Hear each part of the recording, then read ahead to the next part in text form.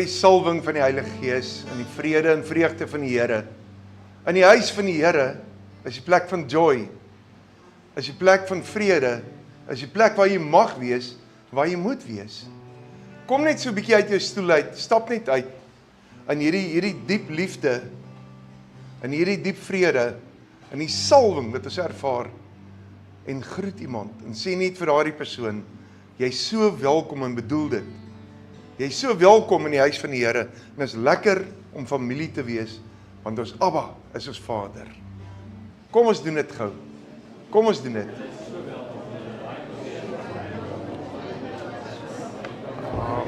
Prys die Here. Jy lyk goed in jou hemp. Halleluja. Prys die Here.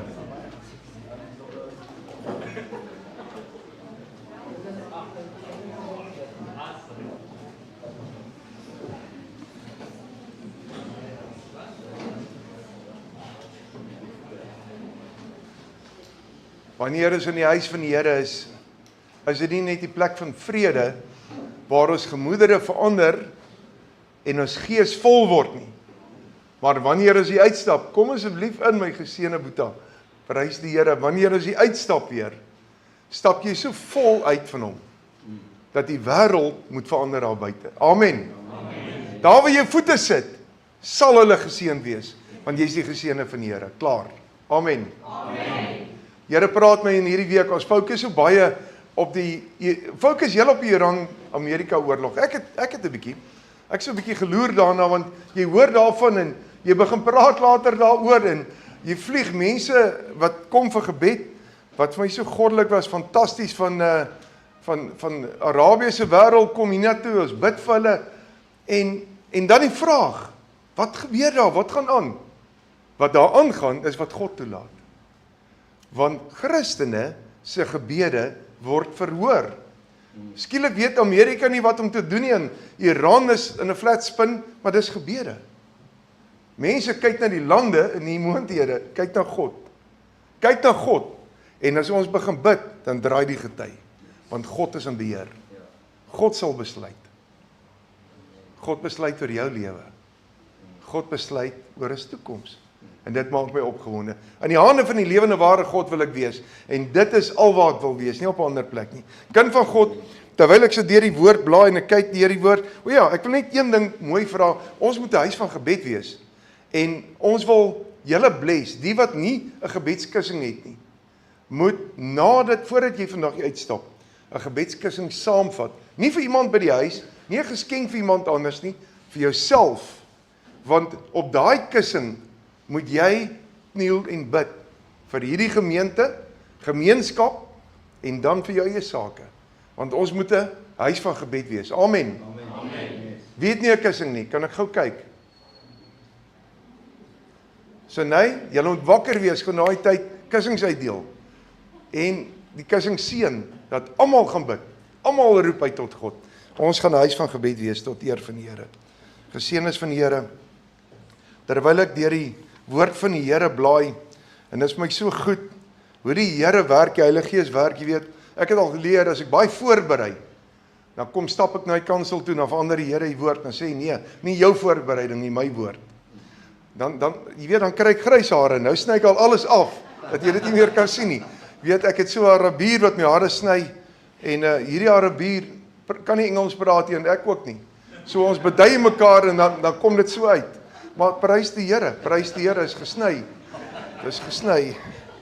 Dis nie so ek dit wou hê nie, maar dis gesny. Ek sê mos alles in die hande van die Here. Prys die Here. Die Here is groot, die Here is alles. Ken die Here in alles, in ons verhouding met die Here. Lyk ons verhoudings wat ons dit wil hê, of lyk ons verhoudings wat God dit wil hê? Baie keer sê ek ken die Here, ek het 'n verhouding met die Here en ek bid, maar dinge werk nie vir my uit nie.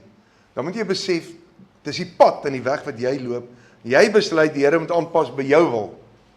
Dit gaan nie werk nie. Tydelik gaan dit goed lyk. En ons kan soveel bid wat ons wil, maar as nie in die wil van die Here is nie. Kind van God kan die plan wat God vir jou het nie uitwerk nie. En die plan van die Here kan baie keer vir jou lyk, maar Here, hierdie saak kan nie vir my werk nie. Dit lyk net nie vir my reg nie. Maar as God vir jou gesê het, dan stap jy daai pad. Jy loop hom. Jy loop om met 'n passie. Jy begin nie al stadiger loop omdat jy einde sien nie, dan loop jy vinniger as jy einde sien. Want die opgewondenheid, wat gaan hier op die einde gebeur? Watse plan het God vir hierdie saak? Wanneer dinge vir ons onmoontlik lyk, is dit net by God moontlik. En dis baie keer waar God ons wil hê in die lewe. En dis wat ons laat sweet, laat wakker lê, wat vir ons baie keer 'n bekommernis in die hart is. Maar as jy God kan herken en sien in alles, dis waar die joy lê. Hierdie vrou kom en sy is op heterdaad betrap in Johannes 8. En die wet sê baie duidelik iets, die wet van Moses. As 'n vrou egbreek gepleeg het, moet sy met klippe doodgegooi word. Klaar, einde van die saak. Sy het daai keuse gemaak, sy dra die gevolge, sê die wet. Die wet sê nie daar's iets soos liefde nie. Die wet sê nie, gee haar 'n tweede kans nie. Die wet sê, nou, sy is op heterdaad betrap. Hierdie vrou kom hier, nou moet jy mooi onthou, die kerk, die fariseërs van daardie tyd, die wettiese kerk, hulle wat net wetties wil wees en net in die wet glo, met die skrifgeleerdes. Dis manne wat bietjie geleerd is, manne wat baie kennis. In ons terme kan 'n skrifgeleerde gelykstaande wees aan 'n prokureur dalk. En hierdie mense kom met hierdie vrou, hulle maak 'n klomp mense bymekaar as getuies en sê kom ons vat haar na Jesus toe. Die doel is 'n strikvraag vir die Messias. Jy kan God nooit voor 'n strikvraag plaas nie. Nog minder kan ek en jy die Heilige Gees of Jesus wil veroordeel of bevraagteken nie. Nooit. Ons kan nie kwaad raak vir hom nie. Ons kan net ons eie gesindheid reg kry voor hom. Hulle kom en hulle het hierdie vrou en hulle verneder haar. Hulle behoorlik, ek sien in die geestesoog, hulle is so kwaad vir haar, trek haar rond, pluk haar rond, gryp haar en sit haar voor hom neer. En sy staan in skaamte, rou, dalk het sy baie gehuil, dalk het sy geweet, of ek nou huil en of ek nou pleit, die wet sê ek moet doodgegooi word. Niemand het van genade nie. Mense tel klaar klippe op. Mense wil haar stenig. Elkeen dink, hoe gaan hy haar gooi? En dis nie gooi om seer te maak nie, gooi om dood te maak. Gooi om te vernietig. Hierdie vrou, hulle neem nie haar gevoel, haar menswees, haar lewe in ag nie. Niemand ken dalk haar geskiedenis nie. En hierdie vrou is oorgelewer aan Moses se wette, aan die wet. En dis verskriklik as jy oorgelewer is en daar is nie iets soos genade nie. En Jesus sak af en hy skryf in die grond. Wat hy geskryf het, gaan daar baie preke hoor, gaan daar baie bespiegelinge hoor, maar niemand weet wat het Jesus geskryf nie. Maar hy het geskryf in die grond. En wat hy ook al in die grond geskryf het almal se aandag getrek, want dit is neergeskryf in die woord van die Here. 'n Tyd wat Jesus nie eens omgee vir wat Moses se wet sê nie, wat hy in die grond skryf, is wat saak maak. Wat hy proklameer, is wat saak maak. Wat hy besluit, is wat saak maak. Alhoewel niemand met die klippe in die hande besef nie. Hulle besef nie. Hulle staan voor die Messias met klippe in die hand. En hulle vra, wat moet ons met hom maak? Baie interessant, hulle vra nie, wat moet ons met die man maak nie. Die man word nie genoem nie. Die man is nie gedag en gebring nie. Die man is dalk onskuldig in hulle oë. Wat vir die een reg is vir die ander een reg. Maar dis nie hulle redeneer nie.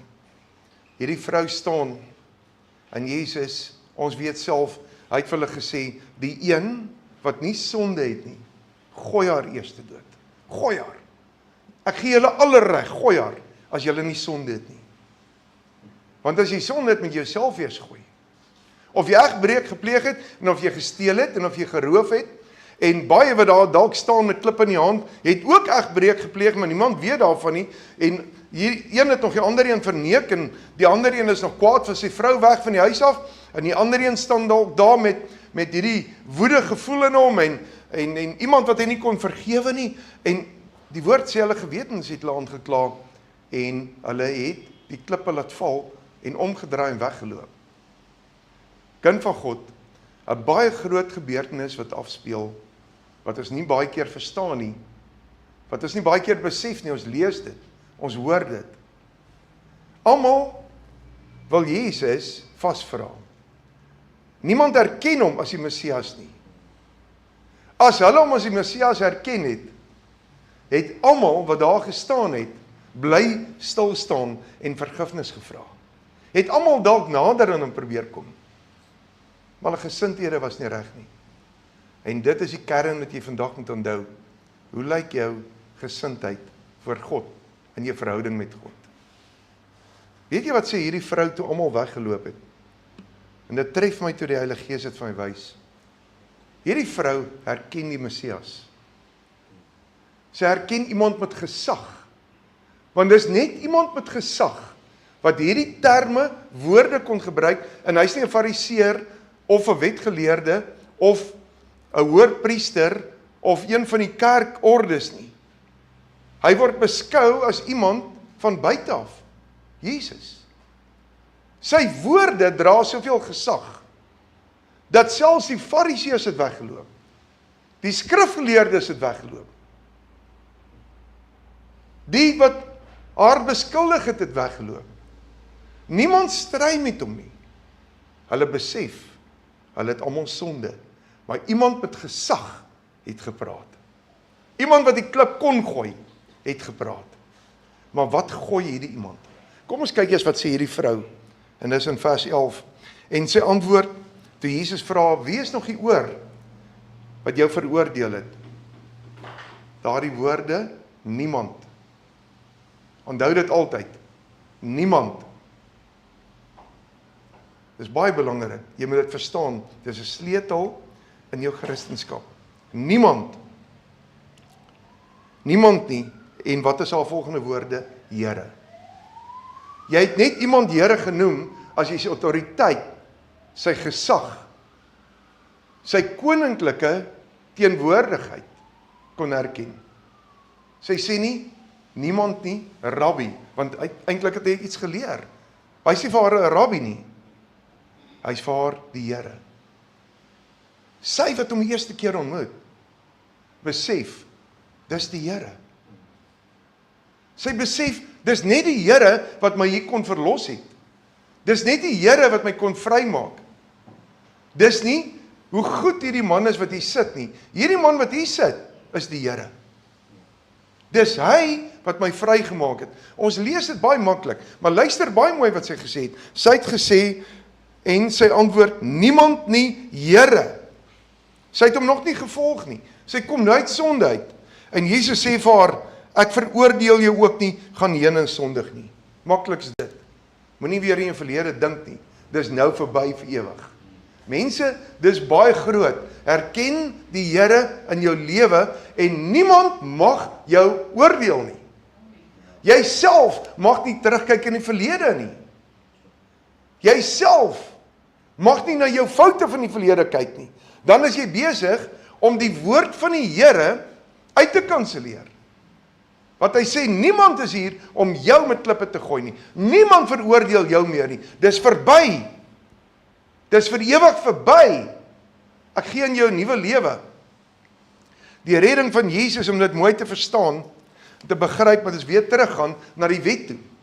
En die wet rig dinge baie mooi. En ons sien Moses, wat eintlik beteken, die woord Moses, beteken uit die water gehaal. Maar Moses, as ons Moses dink is in die wet. Want die wet moes saamgestel word, want vir 3 amper 400 jaar het die Israeliete onder die Egiptenare in slawerny gelewe. Kind van God, luister baie mooi, in slawerny, soos wat hulle gelewe het hulle geword. Hulle het slawe geword. Maar hulle het ook die afgoderry gesien. Hulle het ook in die bose verdrukking gestaan. Hulle het deel geword hiervan. Hulle het uit hierdie land uitgeëet. Hulle was onder die autoriteit van die Egiptenare. Hulle het geen gesag en reg gehad nie. Nie eens reg oor hulle eie lewens nie. En hier kom 'n man wat uit die water gehaal is, Moses, en God gebruik hom om hulle uit Egipte uit te lei. En God gee wonderwerke. Soveel wonderwerke, ons weet, die see het oopgegaan, 'n kragtige, magtige Egipte moes eers totaal geheel al hulle leer deur God vernietig word, want dalk voordat hulle Kanaan sou intrek, sou hulle nog altyd gejaag word, dalk vir hierdie 40 jaar sou hulle heeltyd vervolg word om hulle terug te bring. Het God eers klaar gemaak met die een probleem en die volgende probleem oopgemaak, die see, en hulle deurgegaan, en Vader het keer op keer kos gegee. Ons weet manna, kwartels, water uit 'n rots uit. Ons weet, hulle klere het nie gesluit nie. Om net die studie daar te gaan doen, staan jy verbaas en jy dink by jouself, plus minus 5 miljoen manne met hulle gesinne, of as hulle dan totaal 5 miljoen was, hoe kan soveel mense in 'n woestyn lewe, oorleef, waar nie water is nie, waar nie graan geplant word nie, waar nie oeste is nie, waar nie medisy is nie, waar nie tegnologie is nie, waar nie uitkomste is nie, in daardie dodelike hitte, kind van God, maar God was met hulle. God gee 'n wolkkolom om die son af te keer en rigting te wys. God gee 'n vuurkolom in die nag om hulle te wys in die donkerste tye is daar nog steeds rigting. Maar steeds met slawerny kan jy nie die beloofde land ingaan nie. Wat jy geweet nog minder met die wet. Jy kan nie met die wet ingaan nie. Daarom stop Vader Moses en Vader wys vir hom die beloftes wat hy vir hom het.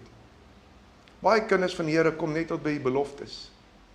Hulle staan op die berg en hulle sien die grense, die Jordaan en die beloftes. Die mooi wingerde, die lande, die uitkomste, die guns. Hulle bereik dit nooit nie. Baie kinders van die Here hou so in die wet vas dat hulle nooit by die liefde van God uitkom. By wat God vir jou beloof het, wat hy vir jou gegee het nie. En ek kyk en ek sien hierdie mooi Moses oë wat deur alles kyk en dink, ek het my hele lewe opgeoffer. Toe ek 80 jaar was eintlik moes aftree, toe trek ek met hierdie volk. En vir 40 jaar is ek deur die woestyn en ek kan die belofte nie instap nie. Die wet vat jou nie die beloftes in nie. Daarom moes Josia, wat beteken die naam Josia? God, die Here, sal ons red. Josia beteken dieselfde, hy verkondig Jesus Christus. Jesus het ons gered. Net met Jesus kan jy jou beloftes ingaan, jou beloofde land, nie met die wet nie. Die wet bring jou by jou beloofde land, en jou geloof in God, in die redding van Jesus, volg jy Jesus alleen, en jy stap die beloofde land in. En dit is hoekom die bose vandag die wet wil terugbring in ons midde in. Dis hoekom hy die naam Here uit ons midde uit wil uithaal, sodat ons nie meer die Here moet verheerlik nie, en herken nie, en ander name moet gebruik. Jesus Christus is die verlosser. Jesus was en is die verlosser van ons lewe, en dis die evangelie wat wêreldwyd verkondig moet word, en keer op keer sien ons hoe die verlossing kom, en mense wat Jesus lewe, val die klippe uit die wet se hande uit. En onthou, die wet klaar aan. Maar ek en jy vat die liefde en stap die beloofde land in. Jou klere het genoeg gesluit. Jy het genoeg in die hitte geloop. Jy het genoeg rondgedwaal. Hardkoppigheid. Onsekerheid. Aanslae deur 'n woestyntyd. 'n Tyd wat mense baie keer net gewoond geraak het in die manna en die kwartels wat hulle het, terwyl die beste voor lê. Toe die Israeliete in hulle belofte gekom het in Kanaan, en hulle eerste oes toe gehad het, toe eers het die manna opgehou in die kwartels. God voorsien mildelik. Al is dit soms net manna en kwartels in jou lewe, sê weer eens dankie Here, want die beste lê voor, die belofte stap ek nog in. Ek gaan hom inloop. Ek gaan nie twyfel nie. Reëse, soos Lats vanoggend toe ek Gees hom gelei het, reëse sal my nie onderkry nie. Reëse sal my nie stop nie, want my God is met my. En as my God met my is, maak probleme my sterker. Steel nie my joy nie. Die oomblik wat iets jou joy steel, moet jy nie na die probleem kyk nie, kyk na jouself en sê, waar het ek my joy verloor? Ek moet dit terugkry. Want jou oorwinning lê in jou joy. Ek wil net byvoeg, Dawid, en dit was die deel van die woord nie, my Heilige Gees lei my, Dawid, hy's 'n regte Jood gewees, 'n regte Israeliet. Jy's ook 'n regte kind van God. Dawid stap as daai jong seun, dink gou 'n bietjie daaraan. Hy man, hy het vee opgepas, hy het skaap opgepas, hy ryk nog na die skaapkraal. Hy kon stap tussen soldate, hierdie groot manne, en hy kyk hulle, almal is bang. Dawid is nie bang nie, hy kyk hulle so. Sy broer spot met hom, jy's net nuuskierig man. Hy antwoord hom nie eens nie. Ek worry nie, waar is die koning? Maar wag, voor ek die koning sien, luister mooi. Hy kom met 'n skaapkraal uit. Hy het sy bietjie, in ons terme, sy bietjie mieliemeel by hom. En sy water. Maar Dawid dink verder. Hy sê, wag. Voor ek nog van die koning praat, voor ek nog vir die koning vra, koning, ek wil daai man gaan pak gee. Ek het 'n leeu en 'n beer pak gegee. Hy's niks. Ek sal hom gaan pak gee. Vra hy eers vir hulle, luister nou mooi. Hy sê, wat gaan die koning vir die man gee wat dit doen? Wat gaan die koning vir die man gee wat hierdie man gaan verslaan? Hierdie reus. Hulle sê, man, kom ek vertel vir jou, een man is baie vinnig, want hulle het al hulle somme gemaak. Hy sê, hulle gaan jou deeglik betaal, hy gaan jou goed betaal. Hierdie man kry 'n klomp geld, maat, in ons terme. Hy gaan rykie uitstap. Maar as hy al nie, die koning gaan tot sy dogter vir jou gee. So hierdie koning is raad op, om tot sy dogter weg te wil gee. Dawid sê, yes man, uit 'n skaapkraal uit, is ek nou koninklik. Uit 'n skaapkraal uit, sukkel ek nie weer nie. Ek finansier die goed man, ons is nie meer nodig om net met skaap te boer nie, dit gaan goed gaan. Hoe redeneer ek en jy? Hoe voel ek en jy? Ons is altyd besig, kind van God, om in die kortste end te wil trek, want ek is 'n Christen. Ons gee hom altyd toe, want ek is 'n Christen. Dawid het vir ons gewys, wees dapper. Dawid het nie net gegaan en Goliat verslaan nie. Dawid het gesorg dat sy bankrekening ook goed lyk. Dawid het gesorg dat hy in 'n koninklike stand staan na hierdie saak. So dis nie net vir 'n Goliat verslaan nie. Daar is 'n vergoeding, 'n loon wat God ten alle tye vir sy kinders gee. As jy bly volhard, stap jy 'n beloofde land in. As jy bly volhard, sal God jou seën. Maar ons aanvaar baie keer dat ons moet sukkel en die wêreld moet op 'n strap. Christene moet uitstaan. Christene moet regeer. Christene moet 'n autoriteit staan en sê, hierdie saak is verkeerd en hierdie saak is reg. Wat verkeerd is af van die tafel af. Ons lewe in die wil van God, want ons het God te nodig, want God se loon is vir my meer werd as wat die wêreld my kan bied. Die koning het net nie besef, dis eintlik God wat Dawid vergoed. Hy was maar net die hand, die instrument. Kind van God, die Here wil die beste vir jou hê. En ek sê vandag dit vir jou, met 'n oop hart, Heilige Gees gelei, kry daai mindset van ek moet sukkel, ek moet swaar kry. Daai mindset van prosperity, daai mindset van onsekerheid, daai mindset van ek moet presteer voor God na my gaan kyk uit jou lewe uit. En keer terug tot die basics, en dit is die verhouding wat Christus met jou het. Die verhouding wat Christus met jou het, is kosbaar. Dit beteken jou naam word geskryf in die boek van die ewige lewe. Dit beteken, Lukas 10 vers 20, ek is 'n skatryk man wat op hierdie aarde loop. Ek het 'n woning in die hemel. Ek het 'n Vader, kom ek vertel jou van hom. Ek het 'n Abba, 'n meester.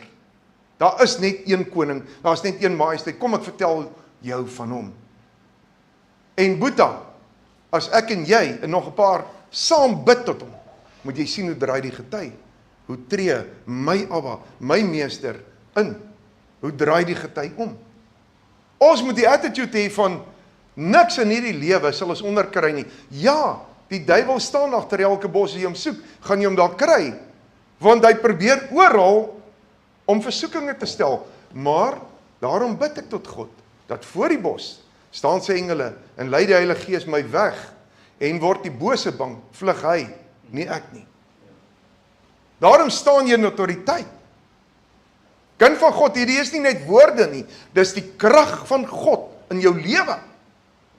En as jy dit nie lewe nie, gaan jy met 'n mindset sit van hierdie wêreld, van altyd sukkel, altyd suffer, altyd kla, altyd fout vind, altyd moeilikheid. Moeilikheid is daar om oorwin te word in die krag en gees van God, in die teenwoordigheid van ons majesteit. 'n Beloofde land is nie 'n land sonder probleme nie. 'n Beloofde land het reëse gehad. Reëse moet verslaan word.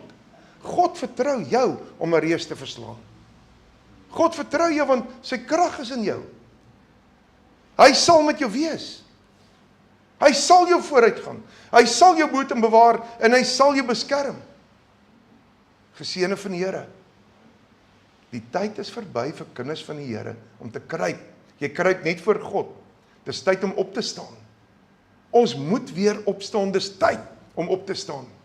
Nêrens in hierdie woord staan, dis verby met ons nie. Maar daar staan, die Here dink en bedink 'n toekoms vir jou. Daar staan, hy het sy naam, jou naam, in sy handpalm geskryf. Hy het 'n verhouding met jou, hy kyk na hom, en hy sê, dis alweer my kind wat bid. Dis alweer my kind wat uitroep. Hy gee weer groter engele. Hy gee die Heilige Gees teenwoordigheid. Hy gee seën, hy gee salwing.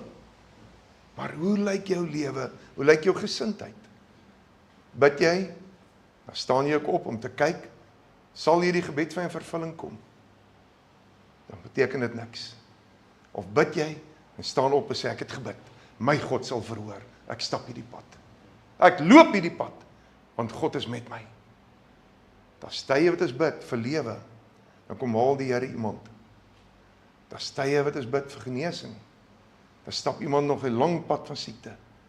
Daar's 'n tyd wat ons bid, en dan genees die Here. God se wil sal geskied, maar alles sal ten goeie wees. Alles sal ten goeie wees. Ons gesindheid moet wees, niks kry my onder nie, want God is met my. Maar die liefde van Jesus moet ons uitlewe. Die wet van oordeel, skinder, ondermyn, kwaad, selfs om mense in te loop, te verneek, selfs dinge wat seer maak, anders seer maak, is wetties. Dit bring ons net saam met sonde voor die beloofde land. En dit maak dat jy nie kan ingaan nie. Maar die oomblik, die ou van wie jy laas geskinder het, begin jy voor te bid. En jy begin ook die mooi in elke mens raak sien, want God het mooi in elke mens geplaas. Dis keuses van mense wat sonde toelaat. Dis nie God nie. Dis nie lewe, dis nie omstandighede nie. Dis 'n lewenskeuse. Daai dag toe ek tot ware wedergeboorte gekom het, in uit besigheid uit, en glo my, ek was oneerlik in besigheid, maar die dag toe ek tot ware wedergeboorte gekom het, toe is my woorde, Here, al moet ek onder 'n boom bly, maar ek sal niemand verneek nie. Ek sal nie die pad loop om ooit weer skuldig te staan, dat ek iemand seer gemaak het, en ondermyn dit nie. Here, ek sal volhard, want ek het U lief. Kyk die Here my so te sê, kom ek toets jou. Toe sit hy met 3 maande in die berge. En toe dit nog klaar is, toe sê kom ek toets jou verder.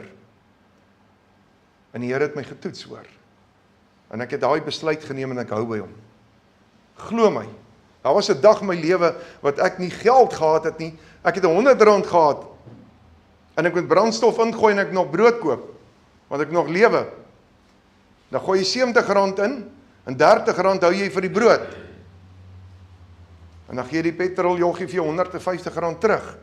Dan sê jy, dankie Here, en jy ry daar weg, dan stop jy. En besef, ja, Heilige Gees het nie eens iets gesê nie. Ek steel. Dan moet jy teruggee. Kyk wanneer God seën, en wanneer is dit 'n toets, of wanneer is die bose besig met 'n stryk, en ek het dit gaan teruggee. Maar God het my geseën. God het my waarlik geseën. Kind van God, wees wakker, dat die Gees van God jou lei, bly in die waarheid. Stap jou beloftes in. Stap die pad in wat jy moet loop, met geloof autoriteit. Moenie dat moedeloosheid, klagtes, om die negatiewe goed raak te sien en groter te maak as wat dit is, jou onderkry nie. Sien die lewe wat God gee, die uitkomste wat hy gee, sien die guns wat hy gee, sien die Heilige Gees in alles. En jou verhouding met God moet wees, Here, ek wil U dien, soos wat U wil hê, ek moet U dien. Nou, ek het eintlik 'n ander preek heeltemal voorberei, soos wat ek sê, so ek sal die skrifgedeelte vir jou gee van die ander preek, hopelik laat die Here my toe om hom te preek in die 10uur diens. Dit gaan oor tyd wat God herstel, dit gaan oor goddelike, hoe God ons verstaan in 'n swakheid, en hoe God sekere tyd verleng, en daar is ander kere wat die Here tyd vir ons terugdraai, as ons sê ons het nie meer tyd nie. So as jy woord nodig het, kom vir die 10uur diens. Maar kom ons lees gou saam 2 Konings 20, vers 1.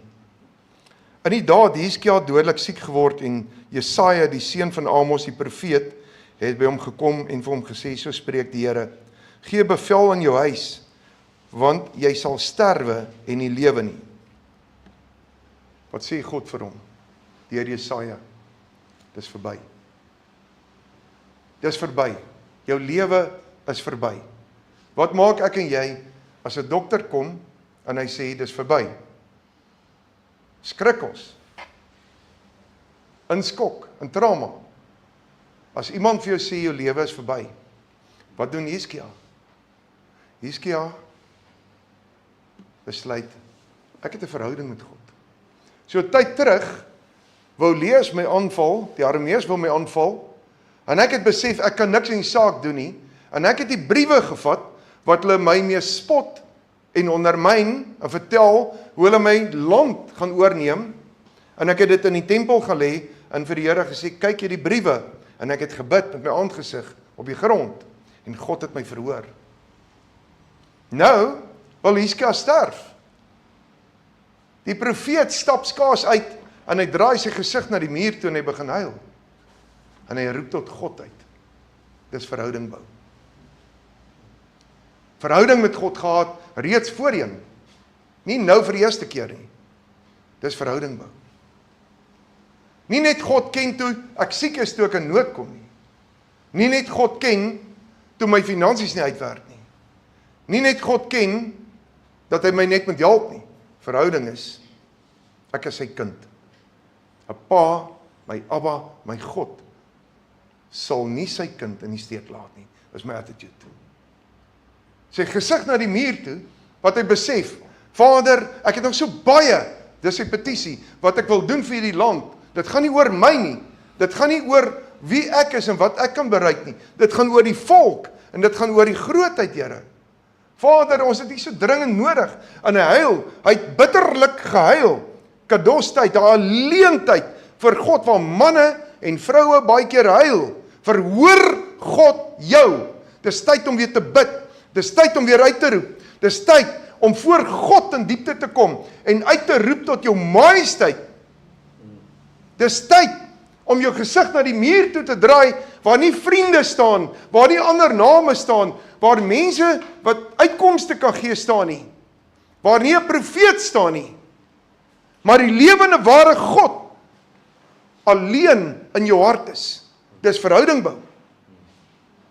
Jy's nie verlate nie, jy's nie alleen nie, jy's nie weggestoot nie. Dis die tyd wat hy uitroep met trane. Openbaring 5 sê daai trane word opgevang in goue bakke. Kom in skale voor God. En die Here kyk na daai trane en daai uitroep van sy seun Hiskia. Die profeet is besig om vinnig terug te stap, uit te loop. Hy het die boodskap afgegee. Hy wonder dalk wie is die volgende koning wat ons moet inseën. Ek weet nie wat hy gedink het nie, maar Jesaja was haastig op pad uit, maar die Heilige Gees stop hom net daar, by die deur, en hy sê, draai om. Gaan sê vir hom, ek gee vir hom nog 15 jaar lewe by. Dis die God wat ek hier dien. Dis die God wat ek hier dien. As jy 'n verhouding het met God, dan weet ek, al lyk dit vir onmoontlik, die dood is voor die deur, die omstandighede lyk sleg, daar is nie 'n toekoms nie, maar my trane, my uitroep voor God, maak saak, dis nie, pastoor bel vir my, profeet, wat sê jy, of hierdie 10 ander ouens bid vir my nie, draai om na die muur toe, kadostyd met God, met trane en bid. Amen. Hy sal jou verhoor. Bid vir jou kinders wat nie tot bekering wil kom nie. Bid vir jou ouers, bid vir jou omstandighede, bid vir jou finansies, roep uit en sê, Here, ek kan nie meer nie. Verhouding met God. En dan kom Vader, en hy stuur die profeet terug, 'n man wat teen sy eie woorde nou moet praat, en moet sê, koning, God sê hy voeg nog 15 jaar by, en nou kan hierdie koning met autoriteit weer praat as 'n koning. Hy sê, nee.